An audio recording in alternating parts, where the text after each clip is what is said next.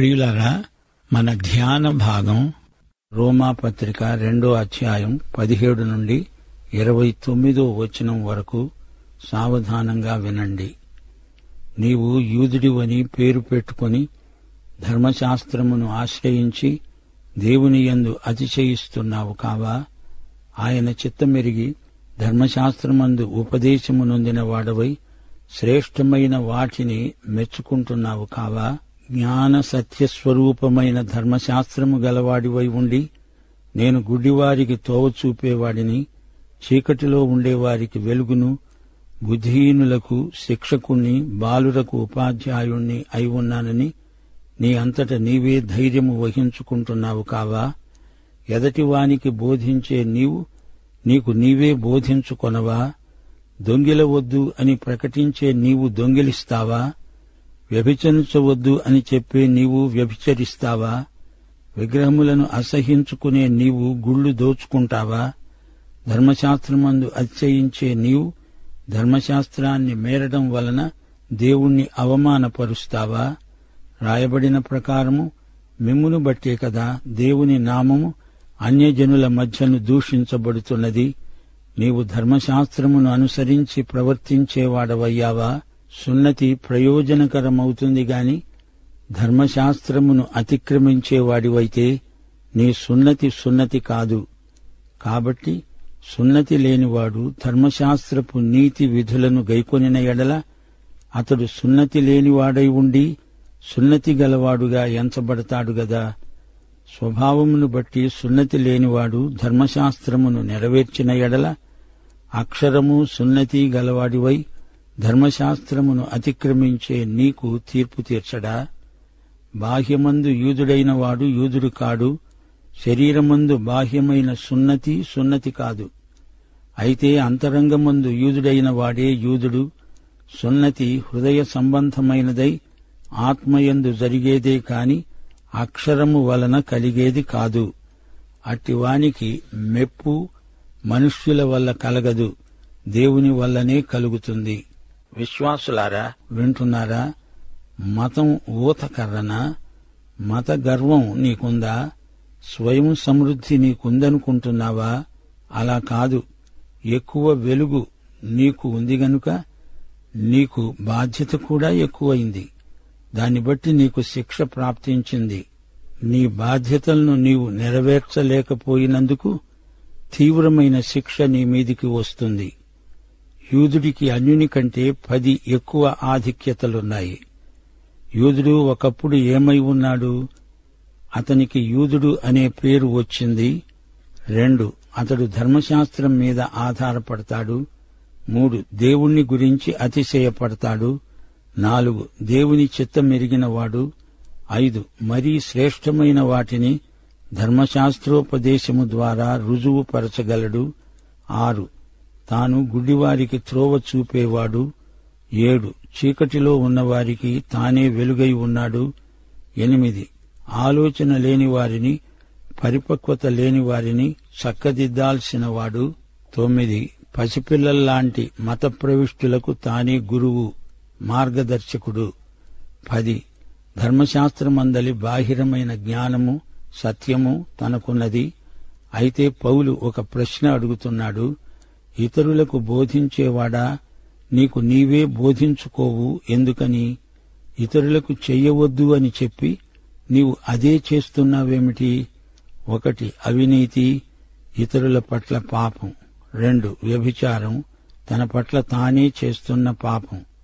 3, విగ్రహారాధన, దేవుని పట్ల జరిగే పాపం. నేను ఇలా చేస్తున్నాను, మీరు చెయ్యండి అని చెప్పాల్సింది పోయి నేను చెప్పింది చెయ్యండి, నేను చేసేది చూడకండి అంటే కుదరదు. అనేకుల ప్రసంగాలు వారి జీవితాల కంటే బాగా ఉంటాయి. విగ్రహాలను పూజించనివాడు విగ్రహాలను ఎలా అమ్మగలడు? వ్యాపార దృష్టితో ఆధ్యాత్మికంగా బ్రతకడం అసాధ్యం అనేది అనుభవైక వేద్యం. సంఘంలో కొన్ని చేయకూడదని బోధిస్తూ బయట వ్యాపార దృష్టితో వాటిని చేయటం ఆత్మవంచన. దేవుణ్ణి మోసం చేసే ప్రయత్నమే ఇది. ఒక యూదుడు విగ్రహారాధనకు పాల్పడ్డాడంటే అధోగతికి చేరాడు అని అర్థం. పౌలు నా సువార్త అన్నాడు. నీవు నేను మాట్లాడేదంతా చేసేదంతా నీ సువార్త నా సువార్త అవుతుంది. అంతేగా మరి. పౌలు సున్నతిని గురించి మాట్లాడుతున్నాడు. మోషే ప్రోక్తమైన జీవిత విధానానికి సున్నతి సంకేతం, గుర్తు. సున్నతి సంస్కారంలో ఉన్న ఆధ్యాత్మిక విలువ ఏమిటి? సున్నతి ఇచ్చే సాక్ష్యం, ఈ మనిషి మోషే ధర్మశాస్త్రాన్ని నమ్ముకున్నాడు. సున్నతి గలవారు మోషే ధర్మశాస్త్రాన్ని మీరి సున్నతి సంస్కారానికే చెడ్డ పేరు తెచ్చిన వారయ్యారు. పవిత్రమైనది వీరిని బట్టి అపవిత్రమైంది. సంఘ సంస్కారం బాప్తిస్మం. రక్షణ పొందకుండా బాప్తిస్మం తీసుకున్న వ్యక్తి బాప్తిస్మ సంస్కారానికే కళంకం ఆపాదించిన వాడవుతున్నాడు. అలాగే సంఘ సభ్యత్వం కూడా. పరిశుద్ధమైనవి పరిశుద్ధులకే. అపవిత్రులు ఏ సంఘంలోనైనా సభ్యులైతే దాని మూలకంగా ఆ సంఘానికి చెడ్డ పేరు వస్తుంది. నీ భార్య పెండ్లి ఉంగరం పోయిందనుకో, అంత మాత్రాన పెండ్లి రద్దయినట్లు కాదు గదా. పెండ్లి ఉంగరము కంటే ముఖ్యము కాదా? అయితే ఉంగరం పెళ్లికి గుర్తు, సంకేతం మాత్రమే. నమ్మకమైన భార్యాభర్తలు ఉంగరం పెట్టుకుని పెళ్లిలోని పవిత్రతను కాపాడుకుంటారు. పరిశుద్ధుల వివాహము పరిశుద్ధ వివాహం. దంపతులు తమ వివాహము చుట్టూ బలమైన కంచె వేసుకుంటారు. అలాగే యూదుల సున్నతి, క్రైస్తవుల బాప్తిస్మము. ద్వితీయోపదేశకాండం 10వ అధ్యాయం 16వ వచనంలో మోషే ఇదే మాట అన్నాడు. సున్నతి లేని మీ హృదయమునకు సున్నతి చేసుకుని ఇక మీదట ముష్కరులు కాకుండా ఉండండి. ప్రియులారా, రోమాపత్రిక 2వ అధ్యాయమంతా యూద మతాచారులకు చేయబడిన ప్రబోధం. నేను యూదుణ్ణి, నాకు సున్నతి ఉంది అని యూదుడు సగర్వంగా చెప్పుకుంటాడు. నిజానికి యూదుడెవరు? ఆత్మయందు యూదుడైన వాడే అసలు యూదుడు. పాత నిబంధనలో యూదా అనే పేరు ఉంది. ఆ పేరుకు అర్థం స్తుతి. యూదుడు తన సౌశీల్యం ద్వారా తన పేరు సార్థకం చేసుకోవాలి. పుట్టుక చేత యూదుడు కాకపోయినా ఒకానొక అన్యుడు ఆధ్యాత్మికంగా నామకార్థ యూదుని కంటే ఎన్నో రెట్లు ఎక్కువ ధన్యుడు. యూదుల ఆచారాలు అన్యులు అపార్థం చేసుకోవడానికి కారణం తామెందుకు అలా చేస్తూ వాటిని చూపలేకపోయారు. వారి సున్నతి సంస్కారము అంతే. యాంత్రిక నిర్జీవ కార్యక్రమం అనిపిస్తుంది. యూదులు తమకు అన్యులకు మధ్య అడ్డుగోడ బలంగా నిర్మించుకున్నారు.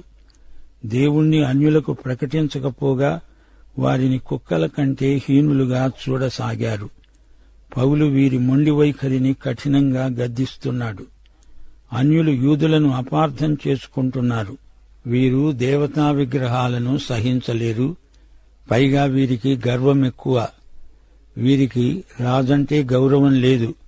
మాటమాటకు కన్నులు పైకెత్తి ఆకాశం వైపు చూస్తారు.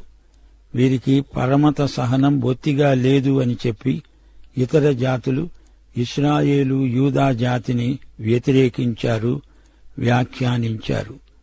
ఇలాంటి వైఖరి దేవునికి గిట్టదు అని పౌలు విశదపరుస్తున్నాడు. వారు తమ స్వజాతీయులను ప్రేమించినట్లు ఇతరులను ప్రేమించరు. ఇతరుల పట్ల వీరికి జాతి వెలివిధానముంది అంటూ ఇతరులు యూదులలో ప్రతి విషయంలో విద్వేషం పెంచుకుంటున్నారు. యూదులంటే వారిలో నిరాధారమైన అనుమానాలు ఎన్నో ఉన్నాయి.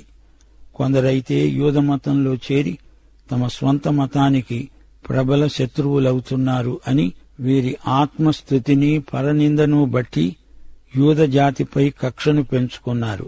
సున్నతి లేనివారని, సంస్కారహీనులని యూదులు అనడం అన్యులకు మింగరాని మాత్రగా ఉంది. ఈ నేపథ్యంలో పౌలు ఈ అధ్యాయం రాశాడని మనం గ్రహించాలి. పౌలు అంటున్నాడు, యూదుడై పుట్టినంత మాత్రాన ఎవడూ దేవుని దృష్టిలో నిజమైన యూదుడు కాడు. అంతరంగమందు యూదుడైన వాడే అసలైన సిసలైన యూదుడు. పౌలు విశ్వాసి హృదయముపై రాయబడిన ధర్మశాస్త్రాన్ని ప్రస్తావిస్తున్నాడు. ప్రియులారా, పౌలు రాసిన పత్రికల్లో రోమా పత్రిక ప్రత్యేకమైనది. మిగతా పత్రికల్లో పౌలు అక్కడి సాంఘిక సమస్యలను, స్థానిక విషయాలను చర్చించలేదు.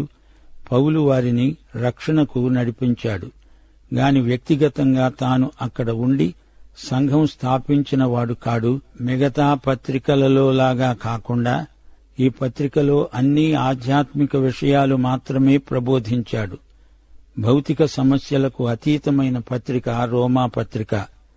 విశ్వాసుల విశ్వాసాన్ని బలపరచడానికి మాత్రమే పౌలు ఈ పత్రిక రాశాడు.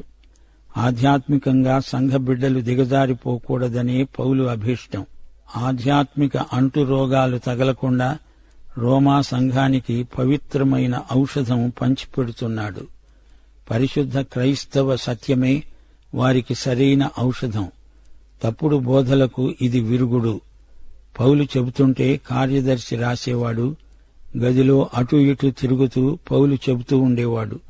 అందుకే పౌలు రాసిన పత్రికల్లో వ్యక్తిగత ఉద్రేకాలు సహజంగా వ్యక్తీకరించబడ్డాయి. పౌలు రూపొందించుకున్న ప్రణాళిక ఎంతో నిర్దిష్టమైనది. తాను ప్రారంభించబోయే ఈ కొత్త సువార్త దండయాత్రలో రోమును కేంద్రంగా చేసుకోవాలని పౌలు ఆలోచన. రోము నుండి స్పెయిన్కు, పాశ్చాత్య దేశాలకు సువార్త వ్యాపించాలని పౌలు ఆశయం. అది పౌలు దర్శనం. తాను కొరింతులో ఉండి రోముకు ఈ పత్రిక రాశాడు. నీతి, నైతిక శీలం మొదలైన అంశాలను పౌలు కూలంకషంగా చర్చించాడు. యూదులు ఒక జాతిగా దేవుని ప్రణాళికలో ఆక్రమించిన స్థానం ఎలాంటిదో పౌలు విశదంగా విపులంగా చర్చించాడు. నిజమే, యూదులు దేవుడు ఏర్పరచుకున్న జాతి. ప్రాయోజిత జీవన విధానాన్ని గురించి, విశ్వాసి జీవన శైలిని గురించి పౌలు ఎంతో లోతైన ఆధ్యాత్మిక పాఠాలు నేర్పాడు. 16వ అధ్యాయంలో తనకు పరిచయమున్న వారిని ఎందరినో పేర్కొన్నాడు. వారికందరికీ అభినందనలు తెలిపాడు. ఈ 2వ అధ్యాయంలో గమనించి ఉంటారు. నీతి అంటే దేవునితో సరైన సంబంధం. ఈ సంబంధం ఎంత సన్నిహితమో విశ్వాసి దైనందిన చర్యల్లో కానవస్తుంది. అవిశ్వాస లోకం ఎలా ఉందో మొదటి అధ్యాయంలో సంపూర్ణమైన చిత్తరువు చూపించాడు. లోకంలో విశ్వాసులు కాని వారి జీవనం నీతి బాహ్యమై అవినీతికి ఆలవాలమైపోయింది. యూదులు ఈ సమస్యను పరిష్కరించాలని చూచారు. ధర్మశాస్త్రానికి లోబడితే ఈ నీతి సమస్య తీరుతుంది అనుకున్నారు. కాని అది పరిష్కారం కాదు. అది మరో సమస్యను సృష్టించింది. ఈ విషయంలో యూదేతరులకు తాను రుణస్థుణ్ణి అని పౌలు సాక్ష్యమిస్తున్నాడు. దేవుని నీతిని మనం పొందాలంటే మార్గం ఒక్కటే. విశ్వాసులు దేవుని కనికరమును, ప్రేమను నమ్మారు. మనం దేవునికి ఏమి చేశాము అని కాదు, ఆయన మనకు, మన కొరకు ఏమి చేశాడు అని గుర్తించాలి. దేవుని అనుగ్రహాన్ని పొందే ప్రయత్నం క్రియల ద్వారా సఫలం కాదు. కృపే మన శరణ్యం. దేవుడు మన కొరకు చేసిందంతా విశ్వాసంతో స్వీకరించడమే మనం చేయగలం. విశ్వాసి తీర్పరి అయిన దేవుని ఎదుట ఒక ముద్దాయిగా, నేరస్తుడుగా నిలవాల్సిన పని లేదు. కృపచేత విశ్వాసము ద్వారా రక్షించబడ్డాము. ఆయనే మొదట మనల్ని ప్రేమించాడు గనుక మన జీవితమంతటినీ ఆయనకు ప్రేమ కానుకగా ఇచ్చివేసుకుంటున్నాము అని రోమాపత్రికలో పౌలు వివరించాడు. రోమాపత్రికలో గొప్ప విశేషముంది. ఇందులో దేవుని స్వకీయ జాతి అయిన ఇశ్రాయేలు యొక్క చిక్కు సమస్యకు పౌలు పరిష్కారం ఉపదేశించాడు. యూదులు దేవుడు ఏర్పరచుకున్న ప్రజలు గాని దేవుని కుమారుడు ఈ లోకానికి వచ్చినప్పుడు వారు ఆయనను అంగీకరించలేదు. ఈ చేదు నిజం అపొస్తలుడైన పౌలును కలచివేసింది. యూదులు తలుపులు మూసేస్తే దేవుడు అన్యులకు తలుపులు తెరిచాడు. ఇదంతా దేవుని చిత్తంలో భాగంగా పౌలు గుర్తించాడు. చివరికి యూదేతరులందరూ ఏకంగా రక్షించబడతారు. ప్రతి తరంలోనూ దేవునికి సాక్షులైన శేషం ఉంటూనే ఉంది. అబ్రహాము సంతానము మేమే అంటారా? అంతరంగమందు యూదుడైన వాడే యూదుడు, హృదయ సున్నతే అసలు సున్నతి, ఆధ్యాత్మిక సంస్కృతి ఉత్తమ సంస్కృతి అని పౌలు ఘంటాకంఠంతో బోధించాడు. యూదేతర జాతులలో కూడా ఆత్మరీతిగా అబ్రాహామీయ సంతానము అనబడదగిన వారున్నారు. అబ్రహాము లాంటి విశ్వాసము గలవారెందరో అన్యజాతులలో ఉన్నారని పౌలు పునరుద్ఘాటించాడు. రోమాపత్రిక 12వ అధ్యాయం కొండమీది ప్రసంగం లాంటిది. క్రైస్తవ విశ్వాసమందలి నీతిమత్వమును పౌలు ఎత్తి చూపుతున్నాడు. క్రైస్తవ విశ్వాసి బలహీన సోదరుణ్ణి అభ్యంతరపరచకూడదు అని బోధించాడు. బలవంతులైన విశ్వాసులు బలహీనులను బలపరచటం పోయి వారిని క్రీస్తుకు దూరపరచటం ఆధ్యాత్మిక నేరమని పౌలు ప్రతిపాదించాడు. బలహీన మనస్సాక్షికి అభ్యంతరమైతే నీవే వాటిని వదిలివెయ్యాలి. రోమాపత్రిక 16వ అధ్యాయంలో పౌలు 26 అభినందిస్తూ పలకరించాడు. రూపు అనే వ్యక్తి తల్లి తనకు తల్లితో సమానం అన్నాడు. పౌలు తానెన్నడూ దర్శించని సంఘంలో 26 పౌలు ఎరుగును. ఇది ఆశ్చర్యమనిపిస్తుంది గదూ. రోమాపత్రిక 16వ అధ్యాయం 17వ వచనంలో పౌలన్నాడు, సహోదరులారా, మీరు నేర్చుకొనిన బోధకు వ్యతిరేకముగా భేదములను ఆటంకములను కలుగజేసే వారిని కనిపెట్టి ఉండండి, వారిలో నుండి తొలగిపోండి. పౌలు ప్రకటించిన సువార్త యొక్క సంపూర్ణమైన పాఠం రోమాపత్రికలో ఉన్నదని మనమెన్నడూ మరచిపోకూడదు. ఈ పాఠంతో ముగింపు పలుకులు కొన్ని వినండి. పేరుకు యూదుడివి, ధర్మశాస్త్రోపదేశం పొందావు. ధర్మశాస్త్రం జ్ఞాన సత్య స్వరూపం. నీకెందుకో అంత అతిశయం? ఎదటివానికి బోధించే నీకు నీవే బోధించుకో. ధర్మశాస్త్రమందు అతిశయిస్తూ దానినే అతిక్రమిస్తావా? యూదుడా, నీ వైఖరి దేవునికి ఎంతో అవమానం. మిమ్ములను బట్టి దేవుని పవిత్ర నామము అన్యుల మధ్య దూషణకు గురి అవుతున్నది. నీవు బాహ్యమునకు యూదుడివి, నీ సున్నతి బాహ్యమే. దేవుడు పక్షపాతి కాడు, అక్షరము కాదు, ఆత్మ జీవింపచేసేది. మనుషుల మెప్పు కాదు, మనము దేవుని మెప్పు కోరుకోవాలి అంటూ యూద డంబాచారమును పౌలు ఖండించాడు. వింటున్నారా? తీర్పు తీర్చేవాడు దేవుడు. దేవుని తీర్పు ఎల్లప్పుడూ సత్యమును అనుసరించే ఉంటుంది. దేవుని కనికరము, కృప విస్తరించే నేపథ్యంలో మానవుడు మారు మనస్సు పొందుతాడని దేవుడు చూస్తున్నాడు. మారు మనసు లేనివారు దేవుని అనుగ్రహమును నిర్లక్ష్యము చేసేవారవుతున్నారు. దేవుని మహిమను, ఘనతను, అక్షయతను వెదికే వారికే నిత్య జీవము ప్రాప్తిస్తుంది. దుర్నీతికి లోబడే వారికి దేవుని ఉగ్రత, రౌద్రము వస్తాయి. గనుక జాగ్రత్త. శ్రమకు, వేదనకు గురి అయ్యేవారెవరూ దేవుని కనికరమును, దేవుని అనుగ్రహమును నిర్లక్ష్యపరిచేవారే. మహిమ, ఘనత, సమాధానము గలవారే రక్షిత ప్రజలు.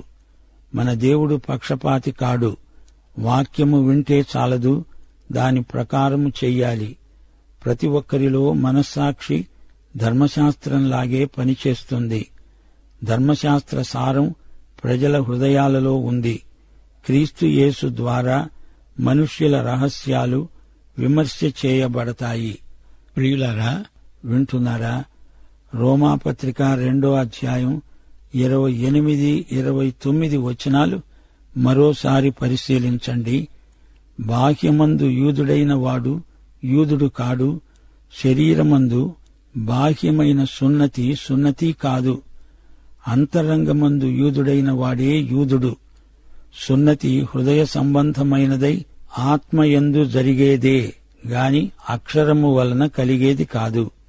అట్టివానికి మెప్పు మనుష్యుల వల్ల కలిగేది కాదు, దేవుని వల్లనే కలుగుతుంది. ఈ వచనాన్ని నేటి పరిస్థితులకు అన్వయించుకుంటే బాహ్యమందు క్రైస్తవుడైన వాడు క్రైస్తవుడు కాడు. శరీరమందు బాహ్యమైన బాప్తిస్మము బాప్తిస్మము కాదు. అంతరంగమందు క్రైస్తవుడైన వాడే క్రైస్తవుడు.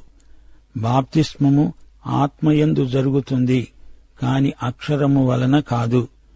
మనకు మెప్పు దేవుని వల్లనే.